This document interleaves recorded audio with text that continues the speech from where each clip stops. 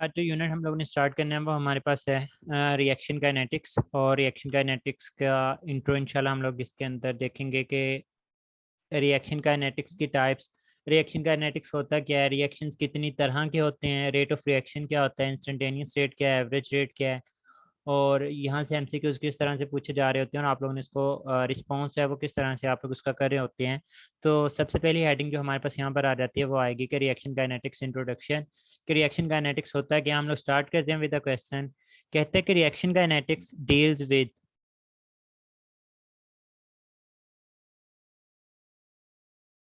all of these. तो बेटा यहाँ पे जो राइट ऑप्शन है वो हमारे पास ऑल ऑफ दीज आ चुका है। याद रखिएगा रेट ऑफ रिएक्शन आए तो हम लोग चैप्टर नंबर 8 केमिकल इक्विलिब्रियम में भी बात कर चुके हैं कि वो आपसे सिंपली स्पीड ऑफ रिएक्शन की बात करता है कि कोई भी रिएक्शन तेजी के साथ प्रोसीड होगा या देर के साथ प्रोसीड होगा। Factors affecting the rate of reaction, ये बहुत इंपॉर्टेंट टॉपिक है, यहाँ से एमसीक्यूज लाजमी पूछा जा रहा होता है, इसको भी हम लोग इंशाल्लाह डिस्कस करेंगे। थर्ड वन है कि मैकेनिज्म ऑफ रिएक्शन। मैकेनिज्म से मुराद क्या होता है? कहता है the pathway through which reaction proceed. कोई भी रिएक्टर ने प्रोडक्ट्स में कन्वर्ट होना होता है तो वो कोई ना कोई रास्ता अडॉप्ट करता है, और वो जो रास्ता होता है उस रास्ते को बेसिकली हम लोग बोल रहे होते हैं कि ये इसका मैकेनिज्म कहलाता है। लाइक अगर ये हमारे पास अनकैटलाइज्ड रिएक्शन है तो जब ये कैटेलाइज रिएक्शन होगा तो ये जो एक्टिवेशन एनर्जी का बैरियर होगा ये थोड़ा सा छोटा हो जाएगा और आप लोगों के पास इस तरह से मीन से इसका जो मैकेनिज्म होगा, जो इसका पाथवे होगा वो डिफरेंट होगा। और जब आप लोगों ने अनकैटेलाइज रिएक्शन इस्तेमाल करना है तो उसका जो मैकेनिज्म होता है वो हमारे पास डिफरेंट देखने को मिल रहा होता है। तो रिएक्शन काइनेटिक्स के अंदर हम लोग रेट ऑफ रिएक्शन को, factors affecting the rate of reaction को, और मैकेनिज्म ऑफ रिएक्शन का किस रास्ते के तहत आप लोगों के पास वो रिएक्शन प्रोसीड कर रहा होता है, इन तमाम चीज़ों को जो है वो हम लोग देख रहे होते हैं। अब हम लोग रिएक्शन काइनेटिक्स की डेफिनेशन के ऊपर आते हैं। कहते हैं the branch of chemistry that deals with the rate of reaction. तीन चीज़ों की बात कर रहा है। Number one, rate of reaction mean to say कि रिएक्शन की स्पीड क्या होगी। Number two, mechanism of reaction mean to say उस रिएक्शन का पाथवे क्या होगा। And number three is the factors affecting the rate of reaction. और वो कौन कौन से फैक्टर्स हैं जो स्पीड ऑफ रिएक्शन को या तो तेज कर सकते हैं या कम कर सकते हैं। इनकी स्टडी को जो है वो हम लोग रिएक्शन काइनेटिक्स का नाम दे रहे होते हैं। कहता है कि reaction can occur in a single और मोर देन वन स्टेप। हमारी केमिस्ट्री के अंदर बहुत से रिएक्शंस ऐसे हैं, ज़्यादातर रिएक्शंस ऐसे ही होते हैं जो मोर देन वन स्टेप्स के ऊपर मुश्तमिल होते हैं। जब रिएक्शन कोई भी मोर देन वन स्टेप के ऊपर मुश्तमिल हो तो उनका मैकेनिज्म मौजूद होता है। और कुछ रिएक्शंस ऐसे होते हैं जो सिंगल स्टेप के अंदर ही कंप्लीट हो जाते हैं। तो अगर तो रिएक्शन एक ही स्टेप के ऊपर मुश्तमिल है तो वही रिएक्शन जो है वो डिटरमाइन करता है कि स्पीड ऑफ रिएक्शन क्या होगी, उसका मैकेनिज्म क्या होगा, हम लोग किस तरह से जो है वो रेट ऑफ रिएक्शन को डिस्टर्ब कर सकते हैं। लेकिन अगर reaction more than one steps के ऊपर मुश्तमिल हो तो कहते हैं कि if a reaction consist of more than one step, तो उनमें से सिर्फ एक स्टेप ऐसा होगा जो कि स्लोएस्ट स्टेप होगा, और इसी स्लोएस्ट स्टेप को हम लोग बोलते हैं कि हमारे पास रेट डिटरमाइनिंग स्टेप होता है।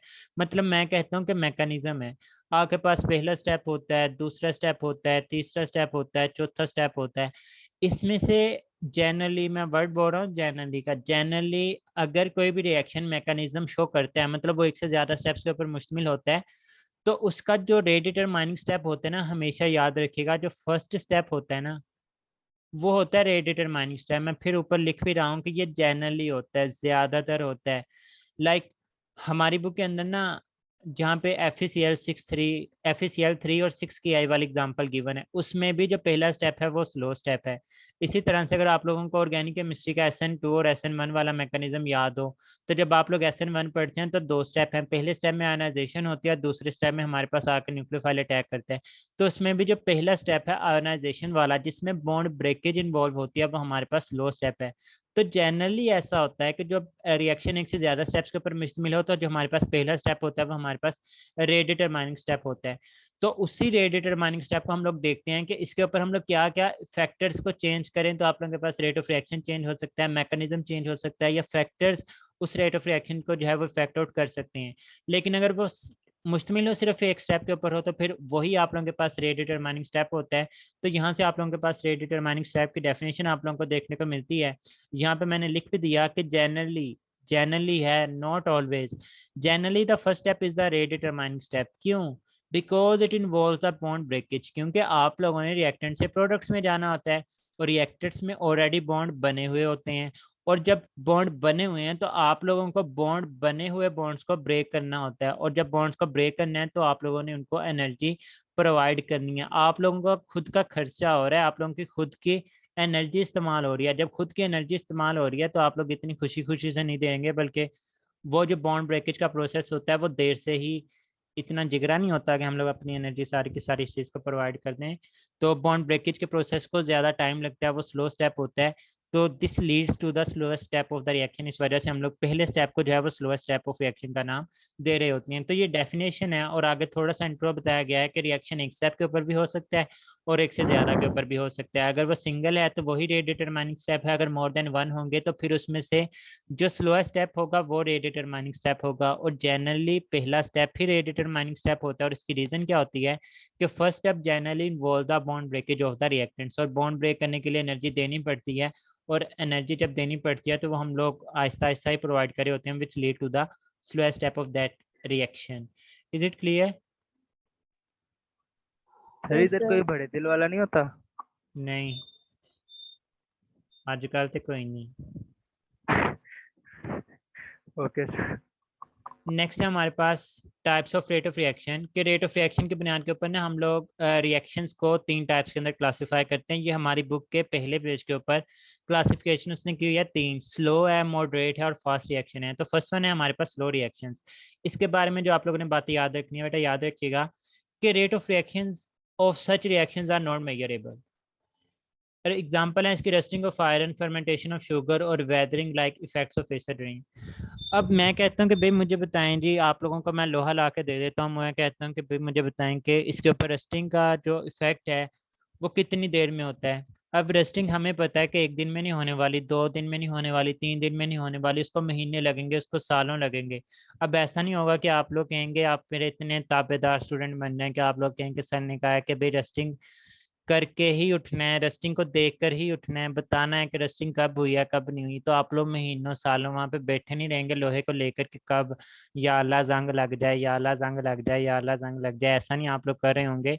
बल्कि ये स्लो रिएक्शंस होते हैं, इनके जो रेट्स होते हैं, इनकी जो स्पीड्स होती हैं वो मेजरेबल नहीं होती। ये हमारे लिए पॉसिबल नहीं होता कि हम लोग महीनों या सालों बैठ के जो है वो उसके इफेक्ट्स को जो है वो स्टडी करते रहें कि कब जंग लगना स्टार्ट हुआ, कब कंप्लीट हुआ, बारिश में जंग तेज लग रहा है, बारिश के बगैर लग रहा है, हवा तेज चलने से लग रहा है, नहीं लग रहा है। ये सारी की सारी चीजें इनमें महीनों या सालों हमें रिक्वायर होता है, और इनके जो मैकेनिज्म, इनके जो रेट्स होते हैं वो मेजरेबल नहीं होते, क्योंकि ये बहुत ही स्लोली प्रोसीड कर रहे होते हैं।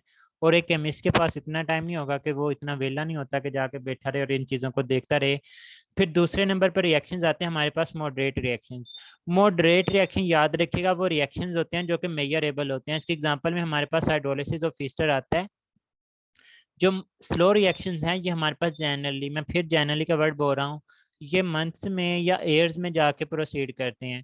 जो मॉडरेट रिएक्शंस होते हैं ये मिनट से लेकर आवर्स के अंदर जो है वो जाके कंप्लीट हो जाया करते हैं।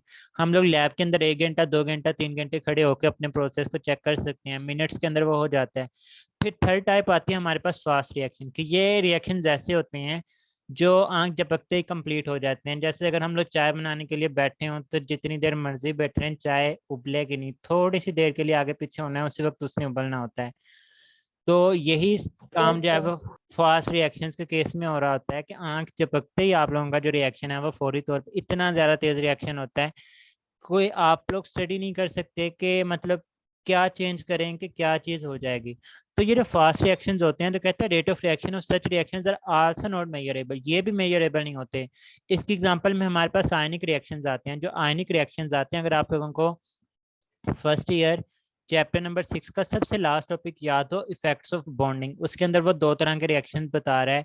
एक वो आयनिक के बारे में बता रहा है और एक वो कोवलेंट के बारे में बता रहा है। जब वो आयनिक की बात करता है, कोई भी केमिकल रिएक्शन होना तो उसमें दो काम होते हैं। रिएक्टेंट से प्रोडक्ट्स बनाने हैं तो आप लोगों को रिएक्टेंट्स के पहले बॉन्ड्स को ब्रेक करना पड़ता है, उसके बाद आप लोगों को प्रोडक्ट्स के बॉन्ड जो है वो बनाने पड़ते हैं। अब जो आयनिक रिएक्शंस होते हैं, आयनिक रिएक्शंस में क्या होता है कि बॉन्ड ब्रेकेज ऑलरेडी हो चुकी होती है, अब सिर्फ एक ही काम होना होता है, वो होता है बॉन्ड फॉर्मेशन। तो जो आयनिक रिएक्शंस हैं हम लोग कहते हैं कि ionic reactions are very fast reactions. और फास्ट रिएक्शंस क्यों होते हैं? क्योंकि यहाँ पे बॉन्ड ब्रेकेज ऑलरेडी हो चुकी होती है, अब आपके पास सिर्फ बॉन्ड फॉर्मेशन ही होनी होती है। जबकि कोवलेंट रिएक्शंस के अंदर दोनों प्रोसेसेस होने होते हैं, बॉन्ड्स को ब्रेक भी करना होता है रिएक्टेंट्स के, और फिर उसके बाद आप लोगों को बॉन्ड फॉर्मेशन भी करनी पड़ती है। तो अब ये दोनों चीज़ें आप लोगों को करनी पड़ेंगी। तो जब दो चीज़ें करनी है तो आपको ज़्यादा टाइम लगता है, जबकि आयनिक रिएक्शन में सिर्फ एक चीज़ करनी होती है तो इसको कम टाइम लगेगा। तो हम लोग कहते हैं कि ionic reactions are fast reactions, जबकि जो कोवलेंट रिएक्शंस होते हैं ये स्लो रिएक्शन। ये इसी तरह से बातें चैप्टर नंबर 6 के लास्ट टॉपिक के अंदर लिखी हुई हैं। खैर, आयनिक रिएक्शन इसकी एग्जांपल में आती हैं, जिसके अंदर क्या होता है कि आपके पास पॉजिटिव और नेगेटिव आयंस मौजूद होते हैं और वो नेगेटिव रिएक्शंस को कॉन्स्टिट्यूट कर रहे होते हैं।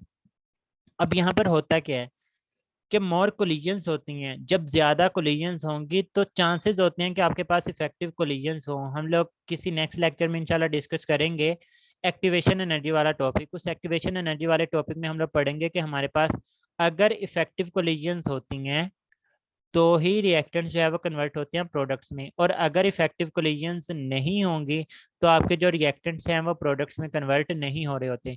अब इफेक्टिव कोलिजन्स के लिए भी दो चीज़ों का होना ज़रूरी होता है। एक कहता है कि आपके पास एक्टिवेशन एनर्जी का होना ज़रूरी होता है, और दूसरी चीज़ जो आप लोगों को रिक्वायर होती है वो ओरिएंटेशन रिक्वायर होती है, एक प्रॉपर सिमत रिक्वायर होती है, एक डायरेक्शन होना ज़रूरी होता है। लाइक अगर आप लोगों ने एमडी कैट का टेस्ट पास करना है तो आप लोगों के पास एक प्रॉपर ओरिएंटेशन, एक डायरेक्शन होनी चाहिए कि भाई मैंने इतने टाइम में अपना सिलेबस कवर करना है, इतने टाइम में मैंने अपने एमसीक्यूज को रिवाइज करना है, इतने टाइम में मैंने अपनी इस चीज़ की प्रैक्टिस करनी है, इतने टाइम में मैंने अपने आप को फ्री रखना है, अपने आप को फ्रेश करना है। एक प्रॉपर डायरेक्शन होनी चाहिए। ये ना हो कि आप लोग सुबह उठें आप लोगों को पता ही ना हो कि मैंने आज दिन में करना क्या है। 9 बजे मुंह उठा के एमसीक्यू शुरू कर दिए, 10 बजे मुंह उठा के पढ़ना शुरू कर दिया, 11 बजे मुंह उठा के लेक्चर सुनना शुरू कर दिया, 12 बजे मुंह उठा के फिर सो गए, 1 बजे उठ के फिर खाना खा लिया। तो जब आप लोगों के पास एक प्रॉपर ओरिएंटेशन, एक प्रॉपर डायरेक्शन नहीं होती तो फिर आप लोग उतना इफेक्टिवली काम नहीं कर सकते। बजाय अगर आप लोग ये चीज़ कर लें कि आप लोग सुबह उठ के पहले अपना एक टारगेट सेट कर लें कि भाई मैंने आज पूरे दिन में ये चीज़ हासिल करनी ही करनी है, फिर उनको छोटे छोटे टारगेट्स के अंदर तोड़ लें कि 9 से 10 तक मैंने ये चीज़ लाजमी करनी है, 10 से 11 तक मैंने ये चीज़ लाजमी करनी है, 11 से 12 तक मैंने ये चीज़ लाजमी करनी है। तो वो बंदा ज़्यादा इफेक्टिवली काम कर लेगा जो कि अपने टारगेट्स बना के चलेगा। और अगर आप लोग एक प्रॉपर ओरिएंटेशन, प्रॉपर डायरेक्शन के साथ नहीं चलेंगे, मुंह उठा के कभी इधर मुंह उठा लेना है, कभी उधर कर लेना है, तो फिर अल्टीमेटली आप लोगों को नुकसान होगा। एक आप लोग अपना टाइम ज़ाया कर रहे होंगे, एक आप लोग अपनी एनर्जी ज़ाया कर रहे होंगे, और बदले में आप लोगों को इफेक्टिव रिजल्ट कोई नहीं मिल रहा होगा। तो रिएक्टेंट्स को प्रोडक्ट्स में कन्वर्ट करने के लिए एक्टिवेशन एनर्जी का होना और ओरिएंटेशन का होना ज़रूरी होता है। तो जब आयनिक रिएक्शंस होते हैं तो हमारे पास ज़्यादा कोलिजन्स होती हैं। जब ज़्यादा कोलिजन्स होती हैं तो इफेक्टिव कोलिजन्स के चांस बढ़ जाते हैं। ये हम लोग एक्टिवेशन एनर्जी के अंदर मजीद इंशाल्लाह इसको क्लियर करेंगे। इसकी हमारी बुक के अंदर ना रिएक्शन की एक एग्जांपल लिखी है कि सिल्वर नाइट्रेट जब सोडियम क्लोराइड के साथ रिएक्शन करता है तो आप लोगों के पास white precipitate of silver chloride बनते हैं। तो यहाँ से एमसीक्यूज बनता है कि जो सिल्वर क्लोराइड है उसका कलर कैसा होता है। तो पहली बात, वो वाइट प्रेसिपिटेट्स जो है वो हमारे पास यहाँ पे इस चीज़ के जो है वो बन रहे होते हैं। तो ये वाली बात जो है वो आप लोगों ने यहाँ से याद रखनी है कि किस चीज़ के आप लोगों के जो है वो प्रेसिपिटेट्स यहाँ पे बन रहे होते हैं। अच्छा, चैप्टर नंबर 8 से मैं आप लोगों को एक चीज़ बताना भूल गया। पीटीबी की बुक से अगर आप लोग लास्ट एमसीक्यूज निकाले, उसमें एक हिंट है वो मैं आप लोगों को बताना चाहता हूँ। जल्दी से वो खोल लें, चैप्टर नंबर 8 का लास्ट एक एमसीक्यूज है। आप में से कोई पीटीबी के अलावा भी है, पंजाब बोर्ड के अलावा?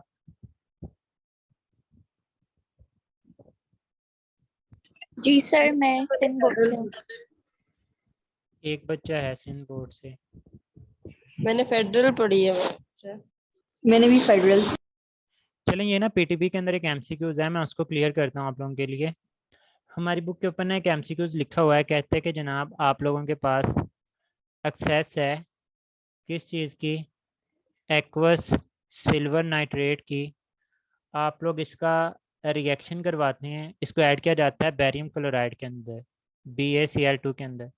फिर कहते हैं आप लोगों ने क्या करना है, आप लोगों ने प्रेसिपिटेट्स को रिमूव करवाना है बाय द फिल्ट्रेशन। और फिर वो कहता है कि आप हमें ये बताएं कि यहाँ पे मेन आयंस हैं वो हमारे पास क्या मौजूद होंगे। इसके लिए आप लोगों को पहले तो रिएक्शन आना चाहिए कि हमारे पास इन दोनों का रिएक्शन करवाना है, सिल्वर नाइट्रेट का, बेरियम क्लोराइड का। यहाँ पे एंटी टेस्ट के अंदर एमसीक्यूज पूछा जाता है, तो मैं इस वजह से आप लोगों को ये क्लियर कर रहा हूँ कि हमारे पास सिल्वर नाइट्रेट है, हम लोगों ने इसका रिएक्शन करवा दिया बेरियम क्लोराइड के साथ।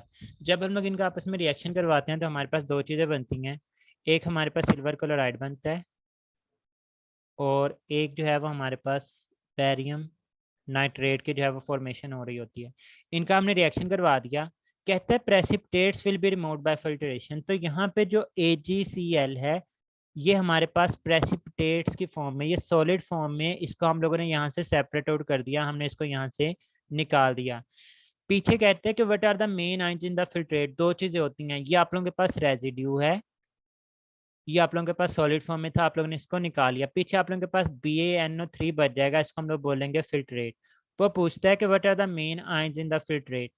तो ऑप्शंस हैं हमारे पास बुक के ऊपर कि एक ऑप्शन है हमारे पास Ba2 पॉजिटिव NO3 नेगेटिव, और एक हमारे पास ऑप्शन है Ba2 पॉजिटिव NO3 नेगेटिव, और साथ में ऑप्शन है Ag पॉजिटिव। तो इसका क्या आंसर होगा इस MCQs का? अगर मैं आपसे पूछता हूँ कि what are the main ions in the filtrate, sir beta.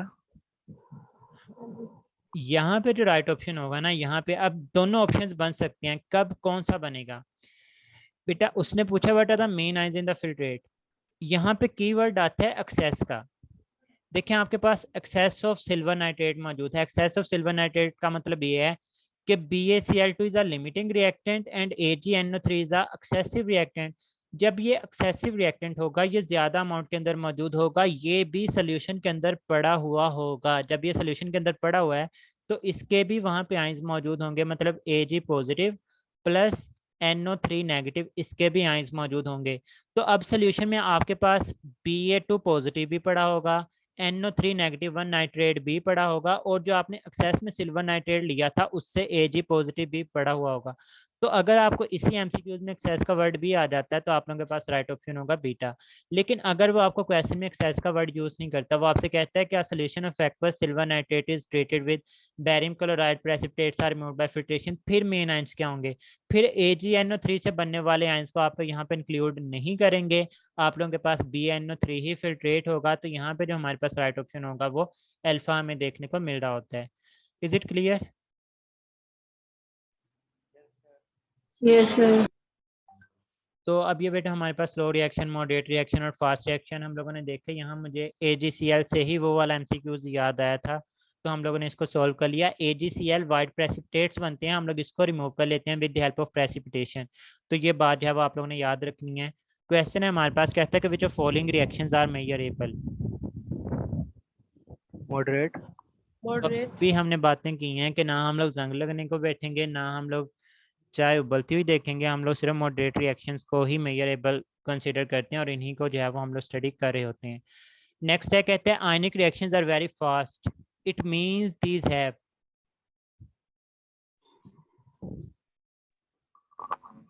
Low activation energy. हाँ, ये बात याद रखिएगा, एक्टिवेशन एनर्जी एक बैरियर है, एक रुकावट है। एक्टिवेशन एनर्जी क्या है? बैरियर है, आप लोगों का रुकावट है, आप लोगों का MD कैट का टेस्ट है। जितना एक्टिवेशन एनर्जी की वैल्यू कम होगी, उसकी जो स्पीड होगी, उसका जो रेट होगा, वो उतना ही हमें ज़्यादा जो है वो देखने को मिल रहा होता है। तो एक्टिवेशन एनर्जी का और स्पीड ऑफ रिएक्शन या फिर रेट ऑफ रिएक्शन का इन्वर्स रिलेशन हमें देखने को मिलता है। अगर वो आयनिक रिएक्शन ना भी लिखता, वो आपसे कहता है कि a reaction proceed within a second, it means that this have high activation energy, moderate, low activation energy। तो भी आप लोगों को पता होना चाहिए कि अगर कोई रिएक्शन बहुत तेजी के साथ प्रोसीड कर रहा है तो इसका मतलब कि उसकी जो बैरियर है, उसका जो रुकावट है वो बहुत ही कम है, छोटी रुकावट है उसके सामने मीट से, वो लो एक्टिवेशन एनर्जी। मैं इसका कॉन्सेप्ट, अगर आप लोगों को मेरी बातों से समझ नहीं आ रही, मैं ग्राफिकली इसको बता देता हूँ। ये होती है हमारे पास एक्टिवेशन एनर्जी। ये वाला रिएक्शन तेजी से होगा या फिर ये वाला रिएक्शन जो है वो तेजी से हो जाएगा। इसको मैं बी कह देता हूँ, इसको मैं ए कह देता हूँ। कौन सा रिएक्शन तेजी से हो जाएगा? तो जो बी वाला। बी है, इसमें रिएक्टेंट्स को सिर्फ इतनी सी पीक चढ़नी पड़ेगी और वो जाके प्रोडक्ट्स में चला जाएगा। लेकिन ए वाले में रिएक्टेंट्स बेचारे को यहाँ से शुरू होके यहाँ तक जाना पड़ेगा, फिर जाके वो काबिल होगा कि वो आगे जाके प्रोडक्ट्स के अंदर कन्वर्ट हो सके। तो इसकी एक्टिवेशन एनर्जी की वैल्यू ज़्यादा है, ये स्लो होगा, इतनी तेज़ी के साथ नहीं होगा। इसकी एक्टिवेशन एनर्जी की वैल्यू लो है, रिएक्टेंट जल्दी से पी के ऊपर चढ़ जाएंगे, रिएक्शन तेजी से प्रोडक्ट में कन्वर्ट हो जाएंगे। रिएक्टेंट्स तो हम लोग बोलेंगे हमारे पास जो है वो फास्ट रिएक्शन है, तो इसका मतलब यहाँ पे हमारे पास जो राइट ऑप्शन है वो चार्ली जो है वो हमें देखने को मिलता है। तो कहते हैं कि reason for the fast ionic reaction is very low activation energy. और अगर वो आपसे कहते हैं कि कोई भी रिएक्शन है वो स्लो है, या मैं कहता हूँ कि rusting of iron is a very slow reaction, it means that this have high activation. वहाँ पे हम लोग कहेंगे कि वो हमारे पास हाई एक्टिवेशन एनर्जी प्रोसीड कर रहे होते हैं। तो यहाँ पे मैंने रिलेशन भी लिख दिया कि activation energy is inversely related with the rate of reaction. Rate of reaction या फिर स्पीड ऑफ रिएक्शन एक ही बात है कि एक्टिवेशन एनर्जी का इनके साथ जो है वो हमें इनवर्सली रिलेशन जो है वो देखने को मिल रहा होता है। Is it clear? Yes sir. बेटा हमारे पास रेट ऑफ रिएक्शन आ जाता है। रेट ऑफ रिएक्शन से एमसीक्यूज बहुत मज़े का बनता है, ख़ास तौर पे जब हम लोग ऑर्डर को पढ़ेंगे ना तो फिर मैं आप लोगों को वो एमसीक्यूज बताऊंगा। खैर कहता है the change in concentration of a reactant और a product per unit time is called the rate of reaction. जैसे आप लोग पढ़ते हैं जनाब, हमारे पास जो वेलोसिटी है, time rate of change of displacement is called velocity. Acceleration है, time rate of change of displacement is called acceleration.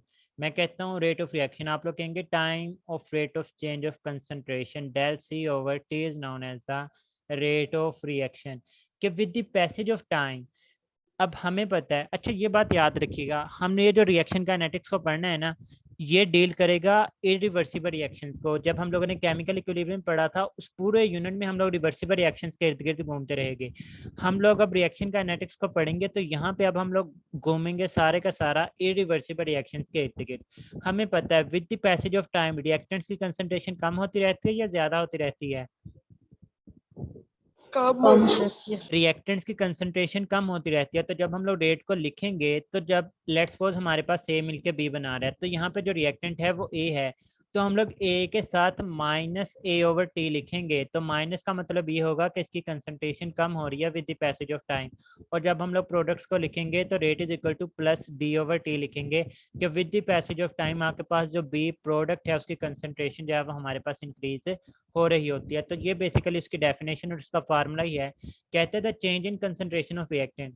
Change in concentration अगर रिएक्टेंट होगा तो हमारे पास डिक्रीज होता है, और अगर प्रोडक्ट होता है तो वो हमारे पास इंक्रीज होता है। पर यूनिट टाइम, कितने टाइम के अंदर कितना प्रोडक्ट बढ़ा, कितना रिएक्टेंट कम हुआ, इस चीज़ की स्टडी को हम लोग जो है वो रेट ऑफ रिएक्शन का नाम दे रहे होते हैं। तो कहता है कि rate of reaction is equal to change in concentration of substance. ये चेंज इंक्रीज भी हो सकती है, ये चेंज डिक्रीज भी हो सकती है। अगर आप लोग प्रोडक्ट्स की बात कर रहे हैं तो इंक्रीज होगा, अगर आप लोग रिएक्टेंट्स की बात कर रहे हैं तो यहाँ पे डिक्रीज आ जाएगा। बेटा अजान हो रही है।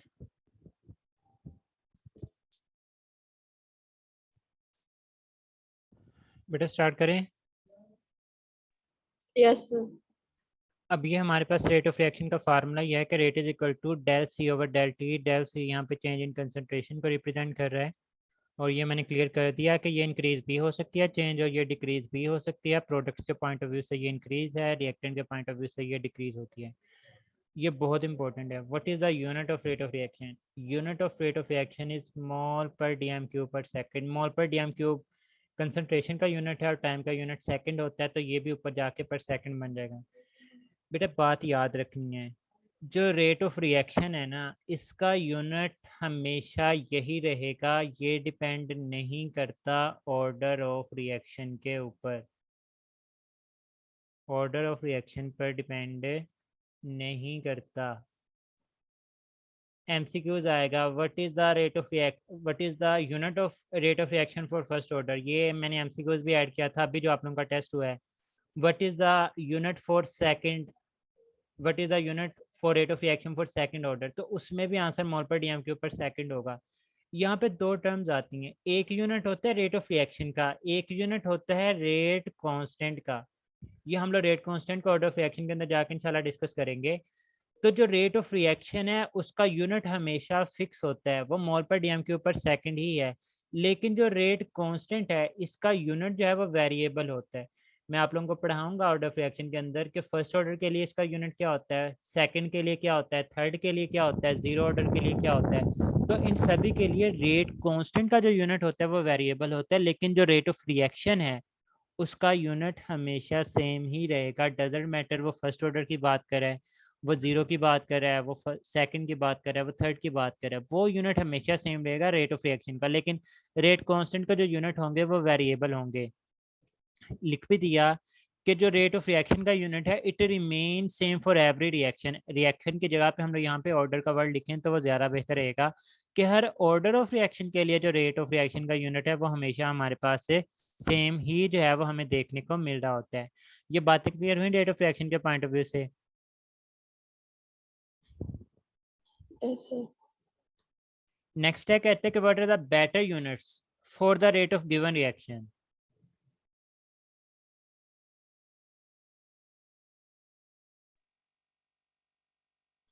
Sir alpha.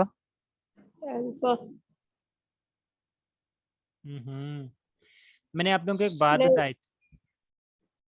केमिकल इक्विलिब्रियम के यूनिट में भी कि चार्ली जब रिएक्शन गैशियस हो ना, गैशियस, तो उसके लिए कंसंट्रेशन को लिया जाता है इन टर्म्स ऑफ प्रेशर। और जो प्रेशर का यूनिट होता है वो हमारे पास क्या होता है?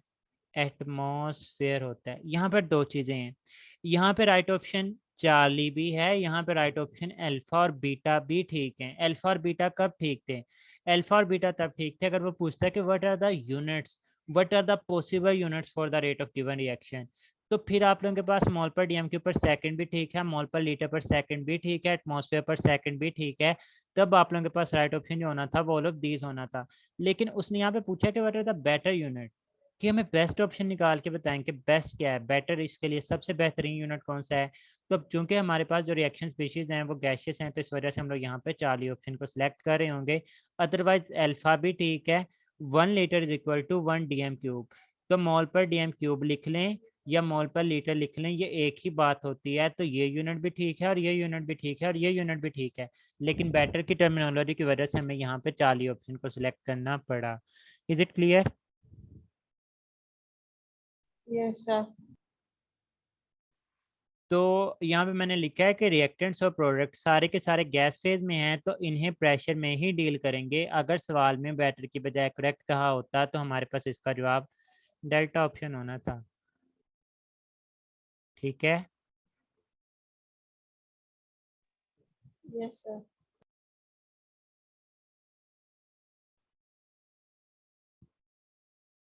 कहते हैं कि what are the SI units for the rate of reaction. Alpha. Mole DM cube per second. Alpha delta equation. नहीं तो अच्छा ठीक है ठीक है ठीक है। राइट ऑप्शन अल्फा नहीं है, क्यों? राइट ऑप्शन है डेल्टा। रेट ऑफ रिएक्शन किसके बराबर है? Del C over del T के। कंसंट्रेशन किसके बराबर है? Number of moles per unit volume divided by T। Number of mole का यूनिट SI के हिसाब से मोल आ गया। वॉल्यूम का यूनिट क्या होता है SI?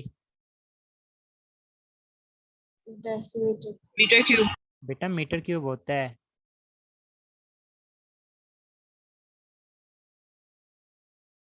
तो अगर SI यूनिट की बात की जाएगी तो मोल पर metre cube per second is the SI unit. Volume का SI यूनिट डेसीमीटर क्यूब नहीं है। ठीक है, ओके सर। यूनिट्स ये सारे ठीक हैं, लेकिन ऐसे ही पूछा था तो वो हमारे पास यहाँ पे डेल्टा ऑप्शन जो है वो हमें देखने को मिलेगा।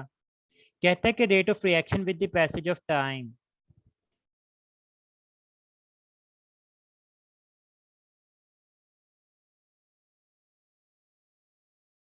डिक्रीजेस।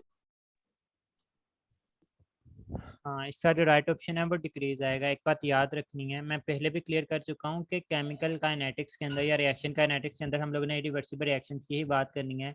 मतलब रिएक्टेंट्स सिर्फ कन्वर्ट हो रहे होंगे प्रोडक्ट्स के अंदर। और बेटा हमने चैप्टर नंबर 8 में ये बात की थी कि रेट ऑफ रिएक्शन का डायरेक्टली प्रोपोर्शनल होना है किस चीज़ के साथ? कंसंट्रेशन ऑफ रिएक्टेंट्स के साथ। अब हमें पता है कि जितने रिएक्टेंट्स की कंसंट्रेशन ज़्यादा होगी रेट ऑफ रिएक्शन उतना ही ज़्यादा होगा। अब with the passage of time rate reactants की कंसंट्रेशन क्या होती रहती है? कम। ये हमारे पास जो कंसंट्रेशन है वो डिक्रीज होती जाएगी। तो with the passage of time जब रिएक्टेंट्स की कंसंट्रेशन कम होती जाएगी तो रेट भी हमारे पास कम होता जाएगा। और हमारी बुक लिखती है कि the rate of reaction continuously decreases with the passage of time till the reaction ceases. ये उस वक्त तक कम होता जाएगा जब तक आप लोगों का रिएक्शन रुक नहीं जाता। और रिएक्शन कब जाकर रुकता है? जब रिएक्टेंट सारे के सारे जीरो हो जाते हैं तब जाके आपका रिएक्शन जो है वो रुक जाता है। जब रिएक्टेंट जीरो हो जाएंगे तो फिर रेट भी अल्टीमेटली जीरो ही हो जाएगा। तो याद रखिएगा rate of reaction with the passage of time हमेशा डिक्रीज ही जो है वो हो रहा होता है। कहते हैं this graph is considerable for reversible, irreversible, both या none of these. Reversible.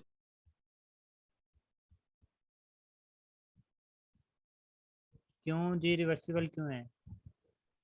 irreversible, reversible, बेटा इसका राइट इरिवर्सिबल सॉरी, ये इरिवर्सिबल क्योंकि है। रिएक्टेंट्स कम हो रहे हैं और प्रोडक्ट्स इंक्रीज हो रहे हैं। वो तो इरिवर्सिबल में भी होते हैं। यार पर उसमें आगे इसमें- दोबारा फिर इंक्रीज और इक्विलिब्रियम पोजीशन होती है, इसमें कोई वो शो नहीं हुआ वो इक्विलिब्रियम का। इसमें ये चीज आप लोगों को बता रही है कि जनाब ये रिवर्सिबल रिएक्शन है। जो रिएक्टेंट्स की लाइन है, मैंने केमिकल इक्विलिब्रियम स्टार्ट करते हुए भी बताया था कि कभी भी रिवर्सिबल रिएक्शन में वो एक्स एक्सिस के साथ जाके आप लोगों के रिएक्टेंट्स की लाइन नहीं मिलेगी। मतलब उसकी कंसंट्रेशन कभी भी जीरो नहीं होगी। जबकि यहाँ पे रिएक्टेंट्स की लाइन आके आप लोगों के पास एक्स एक्सिस के साथ आके मिल गई, मतलब रिएक्टेंट जीरो हो गए, प्रोडक्ट्स मैक्सिमम बन गए। अब जब रिएक्टेंट्स ही जीरो हो गए तो ये हमारे पास इरिवर्सिबल रिएक्शन है। रिवर्सिबल रिएक्शन में तो रिएक्टेंट्स कभी जीरो होते ही नहीं है। Is it clear? Okay Yes. Sir. बेटा नमाज का टाइम हो गया, इंशाल्लाह हम लोग बाकी चीज़ें कल को इंशाल्लाह पढ़ेंगे।